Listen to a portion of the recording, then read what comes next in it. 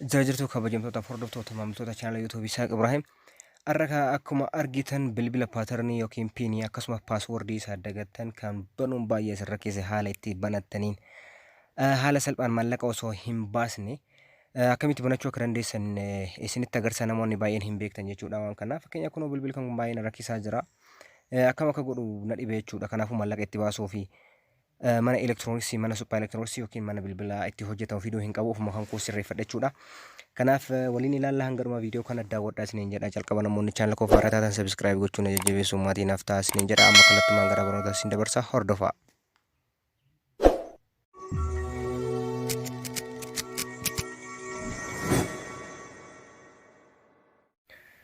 Tole bilbilli calqaba na dide bilbilli kan koo isa kana jechuudha. Paatarnii kana irraan fadhachuudha. Banuuf kana rakkise bilbilichi isa kana. Akkuma isa naaf hin banamu jechuudha. Inni irraan fadhe jechuudha. Bilbila kana ka furmaan isaa maali ka jedhame maallaqa osoo hin baasne of rakkoo isaa haala ittiin banamuu fi rakkoo isaa jechuudha. Kanaaf amma akkuma argitan kana jechuudha. Calqaba irratti wanni gootan bilbilli keessan siildii yoo ta'e switch off gootanii bilbila siildii hin taane yoo ta'e immoo dhakaa generaalii namoonni hedduu yeroo ammaa akka fayyadaman bilbila siildii waan ta'eef akkanumatti isinitti argisiisa jechuudha. Bilbilichi isa kana fakkaata. Kanaaf mee power off godhee cufee jechuudha.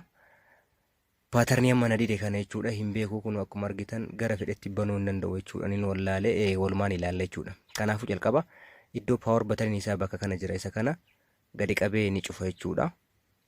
Power off godha. Ni cufa okay godha.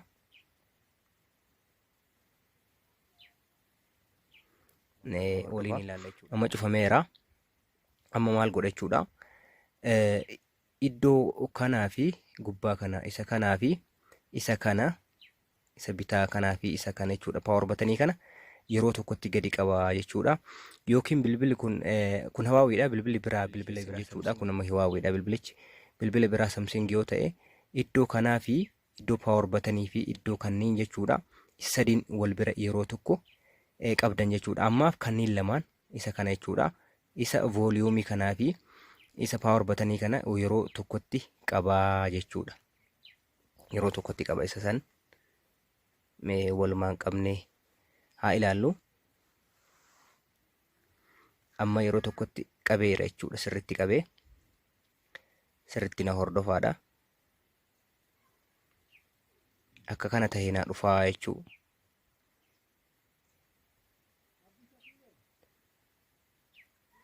Kunoo haala kanaan na dhufaa jira. Kunoo installing system jechaa jira amma. Sistema isaa install naaf godhaa jira. Inuma eegdan jechuudha. Again install isinii godhu sistema isaa kana ni eegdan jechuudha. Okay, naaf xumuruu gahee jira amma already. Hanga inni isinii xumurutti obsumaan eeggattan jechuudha. Waan isin jarjarsuu hin qabdan jechuudha. Daqiiqaa tokko haga lamaa turuu danda'a. Ni eegdan jechuudha. Kunoo amma xumuree jira. Haala kanaan isinii fida. Kun amma no commandedha. Kanaafuu iddoo gubbaa kana iddoo kana tuqxanii jechuudha. Iddoo kana yookiin immoo keessan dilga kanaan jiraachuu danda'a. Iddoo power button jechuudha. Isan yeroo tokko kilik gootanii tuqxan jechuudha. Haala kanaan isinii fida. San booda olii fi gadi oofuudhaaf isa kana kan isin fayyadamtan jechuudha. Isa kanaa fi app and down kana jechuudha kan isin fayyadamtan. Amma akkana gad ooftan jechuudha. Ka jalqabaa system participation check maal jedha. Ka lammataa reboot system jedha. Isin garuu gadi tuqxanii isa kana fayyadamtan jechuudha. Kun isa kana fayyadamtanii gara gadii gadi ooftanii achi booda gadi dhuftanii jechuudha. Kun isa kanatti heap data factory reset ka jedhu kana isa kana irra keettanii jechuudha.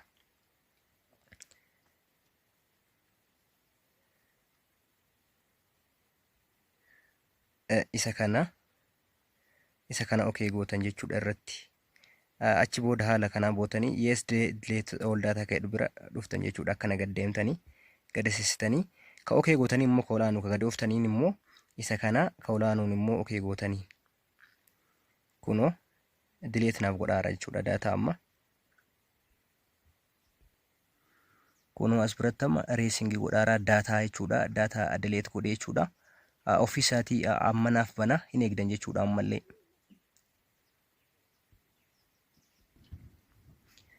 Kanaaf ni eegdanii garuu immoo yoo kan isin tursiisu ta'e isin kan fayyadamtan jechuudha. Isa reboot system jedhu kana isa kana fayyadamtan jechuudha. Isa reboot system jedhu kana jechuudha. Isa irratti okay gootanii inni isiniif dafa jechuudha. Nama kun isa irratti okay godheera. Inni kun dafee naaf bana mee walumaan ilaalla. Ni eegdan jechuudha. Garuu isa kaan wayyaa kun daddafee xumura sun immootu siistama keessatti jechuudha. Bilbilli akka hin miidhamne taasisa jechuudha. Mee walumaan ilaalla kaa'ama. Waan isin ajaa'ibuudha. Kunoo paatarnii irraa naaf balleessee naaf fide jechuudha. Riibootii kan godhe sun inni lammataa sun paaswoordii irraa na barreesse kunoo sloot waan no sim card maal jedha haaraa ta'uu isaa banamuusaa jechuudha. Haala kana notification asirratti isiniif fide jechuudha. Kanaaf haala kanaan fayyadamaa isiniin jedha. Yoo isiniif hin galle irra deebi'ee isiniif hojjechuun hin danda'a. Bilbila barbaadan haala kanaan banachuu hin dandeessan jechuudha. Kunoo haaluma salphaadhaan haala kanaan banattanii itti fayyadamuu hin dandeessan isiniin jedha. Xumuree jira. Channel kan koo subscribe gochuun jajjabeessummaa tiinaaf ta'an affeeraa kooti. Kanarraa kanumaan hin goolabaa baay'ee galatooma.